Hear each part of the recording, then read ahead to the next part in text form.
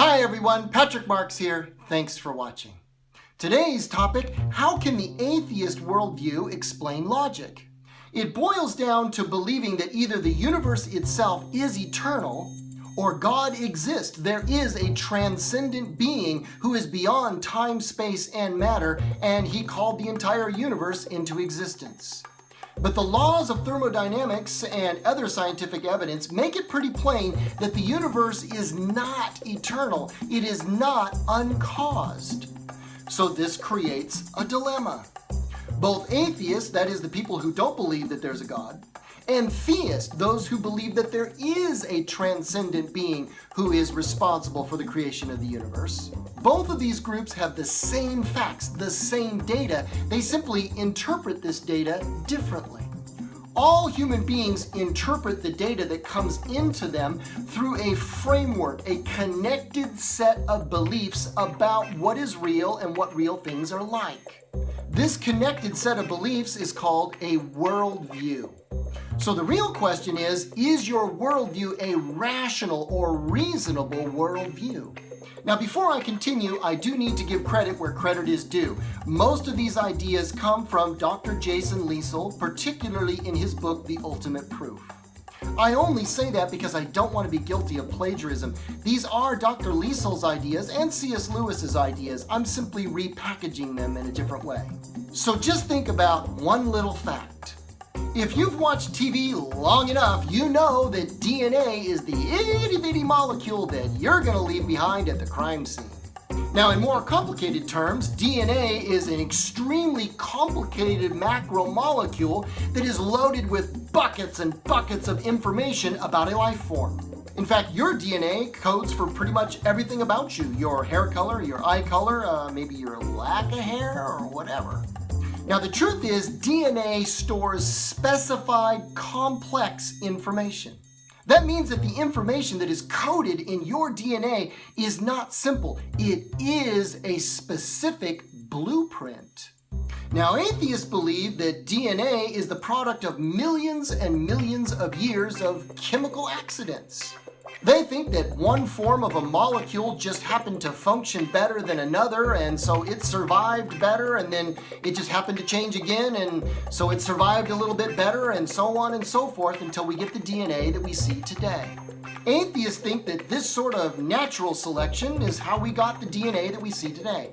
But theists believe that DNA was created by an intelligent designer named God. They point out that no observation in science has ever shown specified complex information coming about from a random chemical source. So both atheists and theists see the same DNA, the same specified complex information.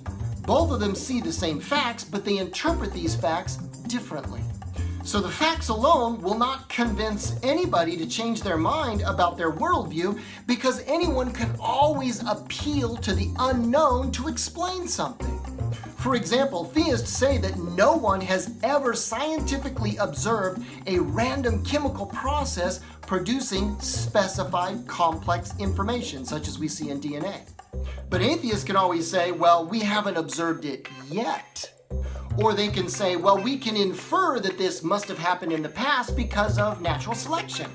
And atheists can just as easily say, well, no one sees God creating something new today. And theists can always say, well, back in the past, we have a reliable witness in the Bible that says that that's exactly what God did.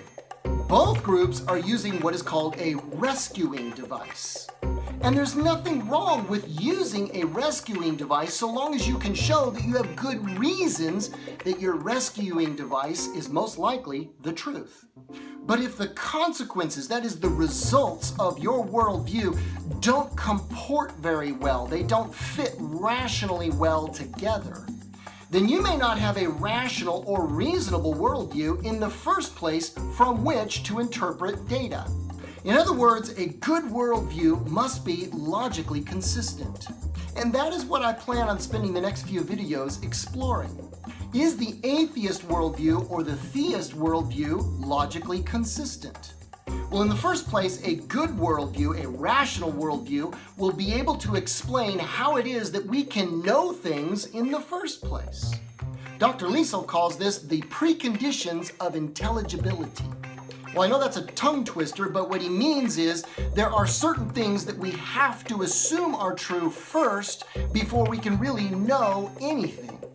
And your worldview needs to be able to explain these preconditions of knowing things in order for it to be logically consistent.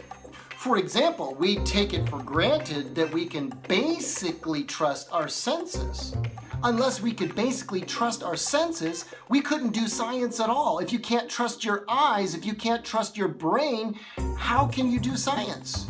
So assuming that you can basically trust your senses is a precondition of knowing anything. We also trust the basic laws of logic because if we didn't, we couldn't make a logical, reasonable argument about what must be true. And we take it for granted that nature is uniform. That means that the laws of gravity, for example, are going to be the same here as they are on the surface of Neptune, even though no one's ever been to the surface of Neptune. So the question is, does the atheist worldview explain reasonably these preconditions of knowing things? Now, clearly, I believe that the theist position can explain these things very well, and the atheist position comes up short. So I invite you to subscribe to my channel and come back to see why I think this is so. But until next time, be good, don't do anything evil, and I hope to see you next time.